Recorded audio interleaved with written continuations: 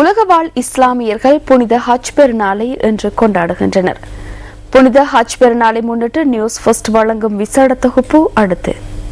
அல்லாஹு அக்பர், அல்லாஹு அக்பர், அல்லாஹு அக்பர் வலில்லாஹில் ஹம்த். ஹுவல்லாஹ் அப்லக் ஹாஸிஸ் பி.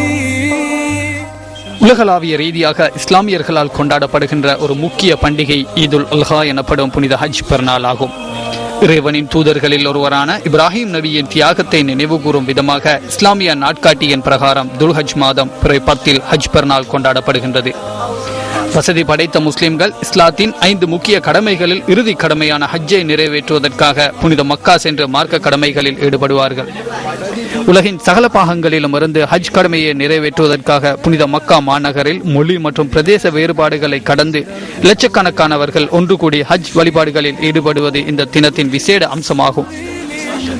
இன்றைக்கு சுமார் 4000 வருடங்களுக்கு முன்னர் வாழ்ந்த இறை தூதர் இப்ராஹிம் நபி அவர்களின் மனைவியான சாரா மூலம் நீண்ட காலத்தின் பின்னர் கிடைத்த ஆண்மகவான இஸ்மாயில் நபி அலைஹிஸ்ஸலாம் அவர்களை இறை கட்டளையின் பிரகாரம் பலியிட துணிந்த வரலாறு இதன் போது நினைவு கூறப்படுகின்றது.